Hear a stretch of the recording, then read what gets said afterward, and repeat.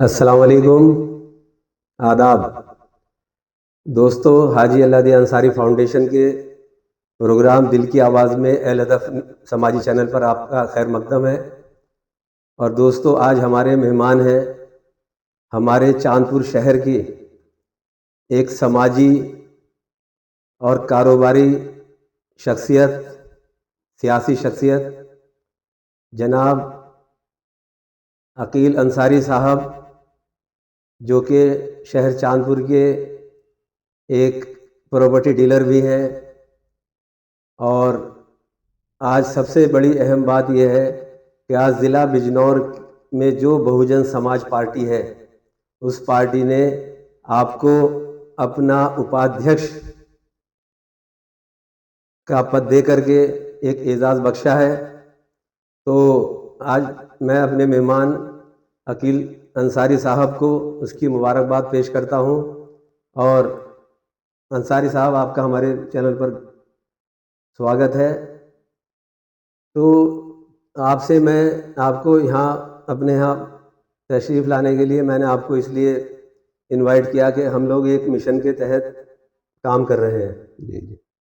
ये मिशन है कि जो हमारे समाज में, चाहे वो मुस्लिम समाज हो या नॉन मुस्लिम समाज हो, देश में हमारा जो समाज है, उस समाज में आज लड़की वालों के ऊपर बहुत ज़्यादा लोड पड़े हुए हैं। मगर चूँकि कोई भी काम है तो इंसान को सबसे पहले अपने समाज से, अपनी बिरादरी और अपने घर से काम शुरू करना चाहिए। बेशक। तो मेरा तो ये मामला था कि मैं अपने दो बेटों के निकाह हुए हैं मेरे, दोनों सादगी से हुए और करीब 18-20 आदमी लेकर के 2 बार मैं लड़की वालों को गया और निकाह किया। और उसके बाद अब जो शुरुआत है, अपने घर के बाद मैं अपनी अंसारी बिरादरी से करना चाहता हूँ। उसके बाद में दूसरी बिरादरियाँ पकड़ेंगे हम लोग। तो इसके लिए मैं चाहता हूँ कि आप थोड़ा सा इस पर रोशनी डालें कि क्या समाज में इस चीज़ की ज़रूरत है या किस तरह से हमें काम करना चाहिए।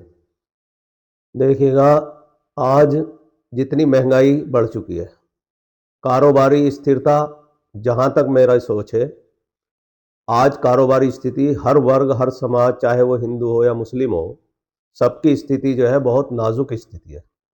आज हर समाज और देश बहुत नाजुक स्थिति से गुजर रहा है, क्योंकि रुपया डॉलर के मुकाबले कमजोर हो गया है, जिस कारण महंगाई की मार हर समाज, हर वर्ग, हर जाति, हर धर्म पे पड़ रही है।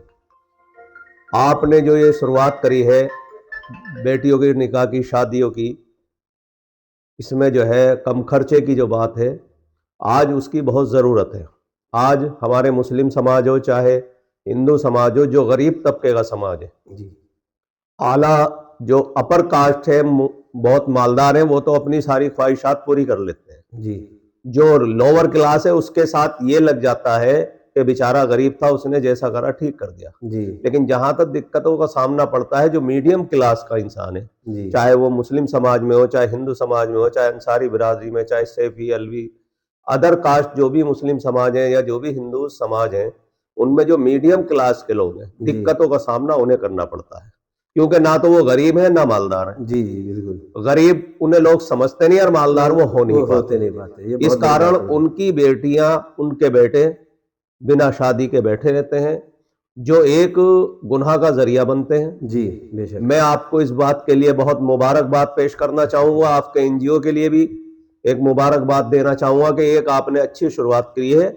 और ये भी आपकी बात बहुत अच्छी है कि आपने जो कहा कि पहले हम उस पर खुद अमल करें, बाद में दूसरों को दावत दें। जी। जो हमारे नबी पाक सल्लल्लाहु अलैहि वसल्लम का तरीका रहा है कि पहले अगर किसी काम को करना है तो हम पहले उसे अपने ऊपर प्रैक्टिकल करें, उसके बाद दूसरों को दावत दें। जी अल्हम्दुलिल्लाह। तो आप जो है जियाउल भाई बहुत मुबारकबाद के मुस्तहिक हैं, आपका एनजीओ बहुत मुबारकबाद का मुस्तहिक है कि जो आपने एक इस वर्ग के लिए, गरीबों की, मीडियम वर्ग के, जो मध्यम वर्ग हैं, गरीब के बच्चे जो बैठे रह जाते हैं, बूढ़े हो जाते हैं और उनकी शादी नहीं होती, जी। और वो इंसान है, ख्वाहिशात नफ्सात सभी के साथ लगी हुई है, जी। कहीं ना कहीं इंसान गुमराह होता है और जो गुनाह का असबाब बनता है। जी। तो आपने अगर देखा जाए तो दुनिया के एतबार से भी एक अच्छा कदम उठाया और आखिरत के हिसाब से भी आप बहुत अच्छे कदम को लेके चल रहे हैं। मैं उसके लिए आपको और आपके एनजीओ असल को में बहुत क्या बहुत है कि मुबारकबाद देना चाहूंगा।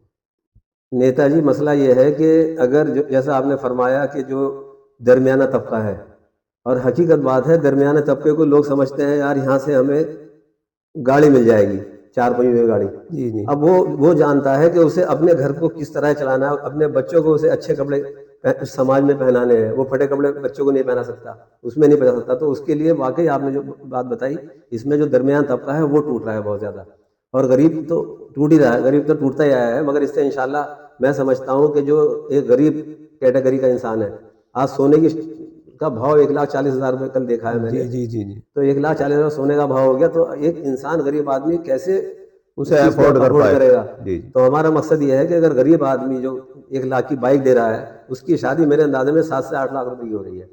अगर वो खाने का पैसा बच जाता है उसका, तो 2 लाख रुपए उसका बच जाएगा, और अगले साल वो जो दूसरी बच्ची जवान होकर के आ रही है उसमें 3-4 लाख रुपए डाल के फिर उसकी शादी कर देगा। जी और इसी तरह से मीडियम आदमी है, मीडियम आदमी की जो शादी है वो 5 लाख रुपए करनी पड़ेगी उसको। खाना जो खाने का प्रोग्राम है वो 4 से 5 लाख का बैठ रहा है, तो उसके लिए उसे कर्जा करना है, तो ये बहुत बड़ी बड़ी बात है। तो इसके लिए फिर आपकी तरफ से और क्या कुछ और मशवरा है इसके आपकी तरफ लिए से? मैं एक चीज और कहना चाहूंगा। जी अपने मुस्लिम समाज में भी हर बिरादरी के समाज के लोग, जिम्मेदार लोगों से, जी और हिंदू समाज में भी आजकल ब्याह शादियों में एक चीज बहुत बड़ी देखने को मिल रही है। जी लोग दहेज देते हैं बच्ची को तो उसकी नुमाइश करते हैं। जी मैं एक रिक्वेस्ट करना चाहूंगा, क्योंकि ये चीज हिंदू मुस्लिम दोनों समाजों में चलती है। बिल्कुल, दहेज जो दिया जाए वो बंद करके दिया जाए, उसकी बहुत अच्छा, नुमाइश ना की जाए, क्योंकि उससे गरीब के दिल पर ठेस पहुंचती है। बिल्कुल, गरीब हिसार होता है, वो कहता बेशक, है यार काश मैं भी अपनी बेटी की ऐसी बिल्कुल, करूं। अमीर तो उससे ज्यादा कर लेता है। जी, इसी तरह से हमारे शादी के जोड़े जाते हैं, जी, हिंदू समाज में साड़ी वगैरह जाती हैं, ज्वेलरी जाती है। तो मेरा कहना यह है कि लड़के वाले भी उस सामान को बॉक्स में बंद करके दें, और बॉक्स में बंद करके लें, ताकि किसी को ये ना दिखे कि क्या दे दिया कि भाई। वो हाँ, उसमें इंसान एहसास कमतरी का शिकार नहीं होगा। एहसास कमतरी का शिकार नहीं होने का। दूसरी बात यह है कि एक बदगुमानी जो लोगों में बदख्याली पैदा हो जाती है कि यार उसने इतना दिया, उसने इतना जी, दिया, तो उनकी इच्छाएं महत्वाकांक्षाएं जो बढ़ती हैं, और हर आदमी चाहता है कि आता हुआ किसी को बुरा नहीं लगता, जी, जाने देने में दिक्कत होती दिक्कत है। होती है। तो वो एक पर्दे में रहेगा, तो उसमें किसी पे ये नहीं होगा कि भाई इसने इतना दिया उतना दिया।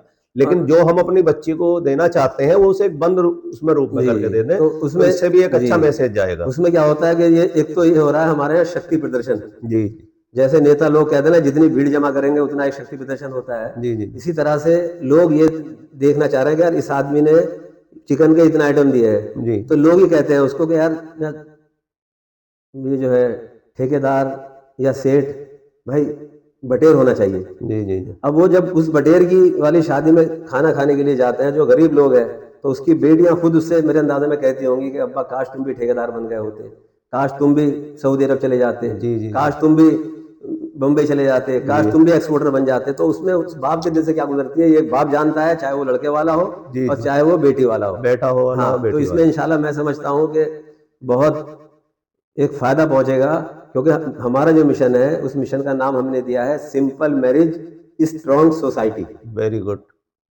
क्योंकि इसमें क्या रहेगा कि अगर सादी शादी होगी तो लोग कर्जदार होने से बच जाएंगे। कर्जा।